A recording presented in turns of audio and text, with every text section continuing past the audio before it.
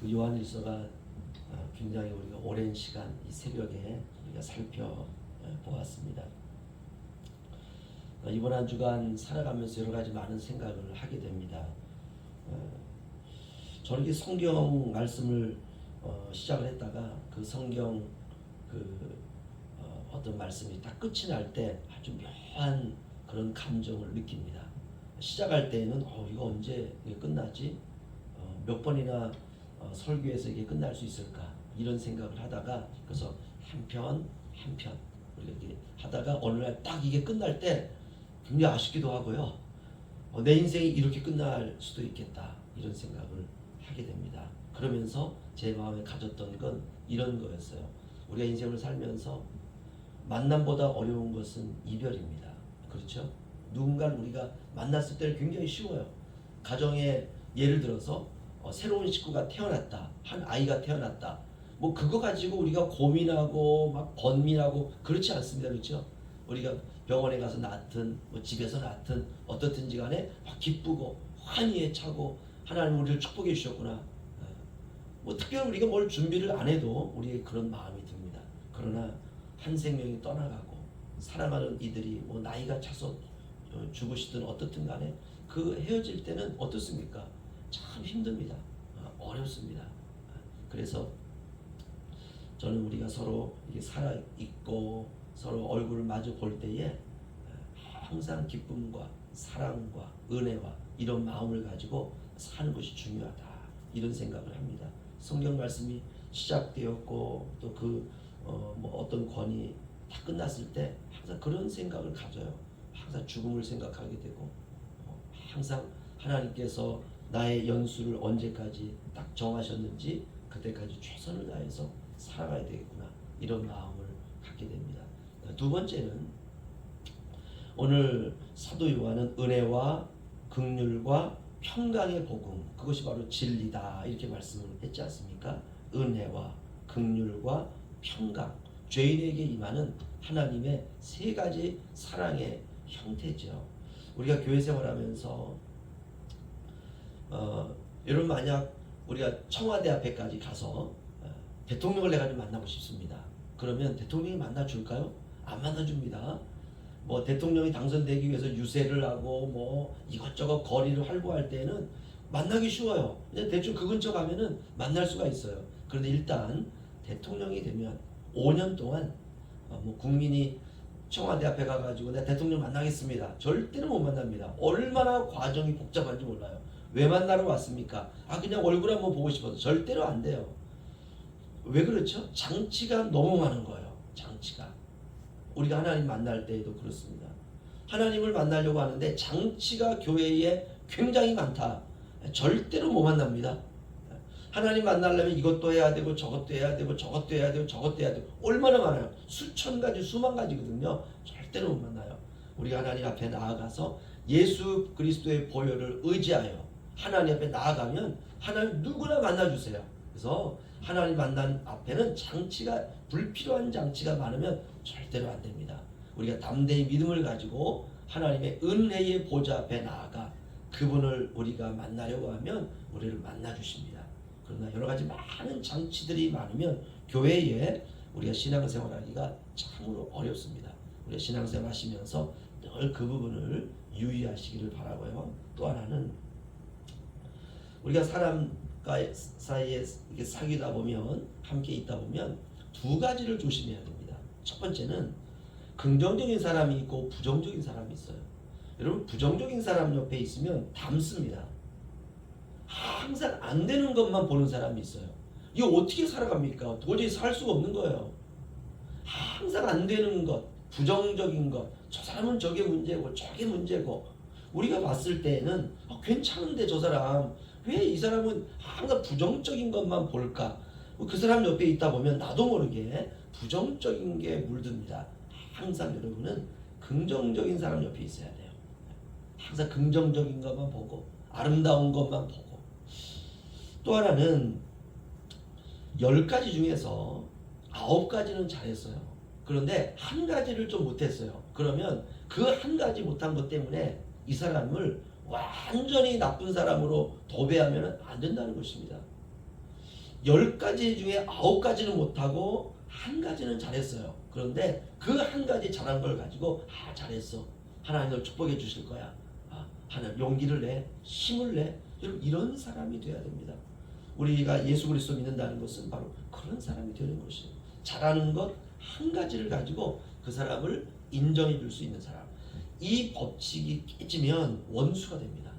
이 법칙이 깨지면 아무리 좋은 사람을 만난다 할지라도 그 사람은 절대로 내 마음에 들 수가 없어요. 그래서 우리가 마을 공동체에서 교회 생활에서 가족 가운데 살아갈 때에도 우리는 항상 내가 어느 편에 설 것인가, 난 어느 편에서 이 환경을 바라볼 것인가. 10가지 중에 9가지는 잘하고 한 가지를 못 견디는 사람은 그 누구와도 친하게 지낼 수가 없습니다. 그래서 우리 영포 양문교회는 9가지 중에 8가지 못해도 한 가지 잘하면 그 한 가지 가지고 됐어. 하나님 그 한 가지 보셔. 우리가 이런 사람이 되시기를 주의 이름으로 부탁을 드립니다. 오늘 요한이서 보시면은요, 사도 요한이 이렇게 말합니다. 나는 부녀와 그의 자녀들에게 편지를 쓴다. 여기서 부녀와 그의 자녀들은 성도들이다 이해하시면 됩니다. 연약한 자들이죠. 이 당시는 우리나라도 그랬지만 가부장적인 사회에서는요, 부녀와 자녀들은 그렇게 인정받지 못합니다. 오직 남자, 오직 가장. 유대인들도 그랬습니다. 사도 요한이 부녀와 그의 자녀들, 연약한 자들, 불쌍한 자들, 긍휼이 필요한 자들, 성도들 있죠. 요한은 그들을 또한 이렇게 표현합니다. 참으로 사랑하는 자다. 여러분 교회 안에서도 이런 사람들이 사랑을 받는 것이에요. 참으로 존귀한 자, 참으로 사랑받는 자. 그렇다면 그들이 참으로 사랑받고 성도라 불리울 수 있는 이유가 무엇인가? 진리 안에 있기 때문에 그렇습니다. 성도들은 모두가 다 진리 안에서 연결되어 있습니다. 그럼 진리는 무엇일까? 생명이죠. 진리는 예수 그리스도입니다. 생명과 생명으로 연결된 관계죠. 주님과 우리, 성도와 성도는 생명과 생명으로 연결되어 있어요. 그래서 이게 너무나 존귀한 자입니다. 성도는 존귀한 자입니다. 그래서 미워할 필요도 없고 서로 사랑하고 아끼고 살아가면 돼요. 힘들어하는 성도가 있으면 함께 짐을 나누고, 기뻐하는 성도가 있으면 함께 기뻐하고, 그렇죠? 성도 가운데 누가 예를 들어 가지고 돈을 많이 벌어서 이번 달에 칭찬해주고 감사해주고, 야 좋겠다, 밥 한 끼 사라, 그 밥 먹을 때 그냥 얼마나 내가 기쁜지, 그게 성도입니다. 서로 말씀으로 권면하고 말씀대로 살자고 격려하고, 그래야 어려움 속에서도 일어날 수 있어요. 난 안 돼, 난 못났어, 난 할 수 없어. 야 그래도 너 잘하는 거 있잖아, 너 그거 참 잘하더라. 그래야 일어설 수 있습니다. 잘 살고 있는지, 아프지는 않은지, 삶을 살아가면서 천국을 소망하며 살아가고는 있는지, 혹 세상 일에 너무 바빠서 자신의 영혼을 거들떠 보지는 않는지, 그래서 위로하고 들어주는 것이죠. 1절 2절 보시면요, 장로인 나는 택하심을 받은 부녀와 그의 자녀들에게 편지하노니 내가 참으로 사랑하는 자요 나뿐 아니라 진리를 아는 모든 자도 그리하는 것은 우리 안에 거하여 영원히 우리와 함께할 진리로 말미암음이로다. 아멘. 모든 것이 다 진리로 말미암았다 이렇게 말합니다. 우리가 그래야 합니다. 우리가 한 교회를 섬기고 형제 자매가 된 것은 우연히 된 게 아니에요. 진리로 말미암았습니다. 우리가 이렇게 예수 안에서 우리가 한 형제 된 것은 오늘 사도 요한은 말합니다. 우리가 진리로 말미암은 생명으로 되었다. 진리가 아니었다면 우리가 이렇게 함께 예배할 수가 없습니다. 얼마나 감격스럽습니까? 우리에게 진리가 있다는 것이 바로 축복입니다. 사람은 생각하는 기능이 있습니다. 여러분 생각이 빠진다면 짐승이에요. 즉각적으로 생각하고 즉각적으로 반응하고 자기 성질대로 하고, 이건 짐승과 같습니다. 여러분 짐승은 본능만 앞서요. 좋으면 살랑거리고 난 기분 나쁘면 물어뜯고, 이게 짐승이죠. 물론 우리가 짐승 안에도 놀라운 것들이 있습니다. 위험에서 주인을 구한 동물들이 있어요. 우리가 개 한 마리 집에 잘 들어와도요, 이 개가 주인을 얼마나 잘 보호하는지 몰라요. 제가 동영상을 봤더니 이 개가 막 자동차가 돌진하는 거를 개가 먼저 알아요. 그래가지고 개가 주인을 밀치고요. 그냥 아슬아슬하게 피했어요. 제가 보면서 이야, 저 동물은 참 대단하다. 우리가 몇 년 동안 헤어져 있던 주인과 만나는 동물을 보면 정말 눈물 납니다. 정말 눈물 나요. 얼마나 기뻐하는지요. 그냥 주인의 품에 한 10m 전부터 와가 뛰어와가지고 막 안기는 걸 볼 수 있어요. 우리가 천국에서 만날 우리의 믿음의 식구들이 다 그렇죠. 그렇죠. 나보다 먼저 떠났지만 우리가 천국에서 그들을 만날 때 얼마나 기쁘겠습니까? 세상이라고 하는 숲풀과 고난을 뚫고 천국에 온 그 믿음이라고 하는 건 대단한 것입니다. 때로는 그런 동물들을 보면서 야, 사람보다 낫다. 우리가 주일날 서로 만날 때 얼마나 기쁨으로 만나야 됩니까? 그렇죠? 기뻐하고 감사하고 예배드리고 헤어질 때에는 정말 다시 만날 것을 기약하면서 조심히 가세요. 안녕히 가세요. 축복합니다. 감사합니다. 참 아름답습니다. 우리 이런 이야기를 나누는 것은 하나님의 형제 자매이기 때문에 그렇습니다. 그런데 그 헤어짐이 그냥 맹숭맹숭하고 이런 동물도 그렇게 하지 않거든요. 그 때로는 야, 짐승이 사람보다 낫다 그럴 때가 있습니다. 사람은 때로는 몇 년 만에 만나도 그냥 맹숭맹숭할 때가 있어요. 몇 주 동안 안 나오던 성도가 왔을 때 얼마나 감사하고 얼마나 기쁩니까? 그런데 왔는지 마는지 그렇게 돼서는 안 된다는 것입니다. 여러분, 동물도 그렇지 않습니다. 자신을 사랑해주고 키워준 주인을 만나면 펄쩍펄쩍 뛰고 난리가 나요. 개뿐만이 아니에요. 여러분, 사자도 그렇습니다. 초원에서 사자를 키우다가 한 여인이 몇십 년 만에 그 사자를 만났는데 그 사자가 주인을 알더라고요. 하지만 우리가 동물들을 이렇게 생각하고 지식을 축적하고 이렇게 후대에 전하는 동물들은 또 그런 기능들은 없습니다. 오직 유일하게 사람만이 이렇게 과거의 것들을 생각하고 지식을 축적하고 후대의 유산을 남기고, 이거는 인간만이 이런 놀라운 장점을 가지고 있습니다. 하나님께서 인간에게 부여하신 축복이자 능력입니다. 그래서 우리는 생각하는 기능으로 진리를 만나는 것입니다. 그리고 진리는 나의 모든 것으로 삼는 것입니다. 그래서 신자는 진리를 중심으로 살아가고 하나님의 말씀을 중심으로 교제하는 것입니다. 진리가 없다면 우리는 세상 사람과 똑같아집니다. 모든 것은 진리로 말미암은 것입니다. 그래서 저와 여러분이 진리로 서로 귀하게 대하고 진리를 따라 서로 살아가야 되리라 믿습니다. 요한이서 1장 3절 보시면요, 우리 함께 읽죠. 시작. 은혜와 긍휼과 평강이 하나님 아버지와 아버지의 아들 예수 그리스도로부터 진리와 사랑 가운데서 우리와 함께 있으리라. 아멘. 예수 그리스도께서 우리에게 전하여 준 복음은 세 가지입니다. 은혜와 긍휼과 평강의 복음이에요. 그래서 성도는 은혜가 있어야 되고, 긍휼, 다른 사람의 잘못을 보고 그 사람을 긍휼히 여길 수 있는 마음이 있어야 되고, 세 번째는 평강이 있어야 됩니다. 신자는 은혜가 있어야 돼요. 은혜는 모든 것을 감싸는 능력입니다. 상대의 아픔을 감싸주는 것이에요. 상대의 고통을 들어주는 것이에요. 상대의 실수를 덮어주는 것이에요. 그래서 성도는 은혜가 있어야 돼요. 저 사람은 왜 저렇게 할까? 그거보다는 뭔가 이유가 있을 거야. 뭔가 사정이 있을 거야. 이게 은혜예요. 은혜는 자격이 없는 자에게 주시는, 하나님께서 주시는 자녀의 자격입니다. 이건 자격이 없어요. 그런데 우리에게 자격을 주시는 것이에요. 그것이 바로 너는 내 자녀다, 이 말입니다. 얼마나 놀랐습니까? 죄인을 그냥 덮어주는 사랑이에요. 은혜가 없으면 세상은 메말라지기 시작합니다.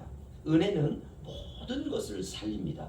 은혜는 모든 것을 작동시키는 힘입니다. 은혜는 모든 것을 제자리에 돌려놓습니다.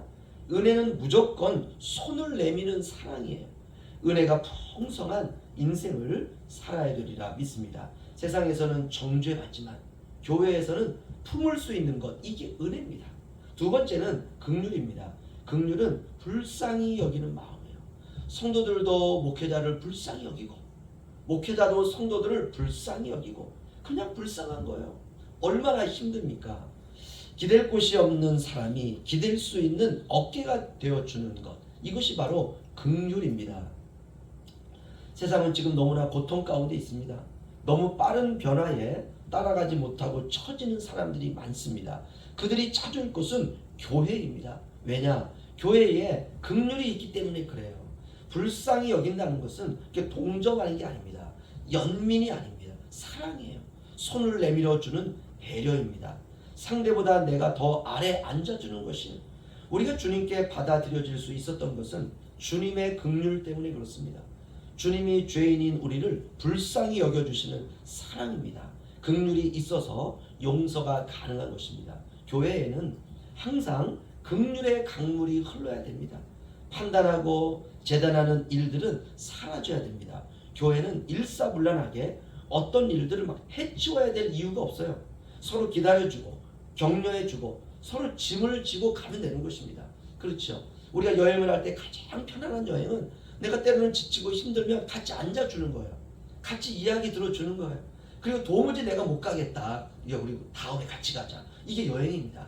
야, 왜 그 짐을 못 드냐? 얘 왜 그것도 못하냐? 나는 그럴 줄 몰랐는데 야, 나 너하고 같이 여행 오기 후회스럽다. 이러면 관계 다 깨지는 겁니다.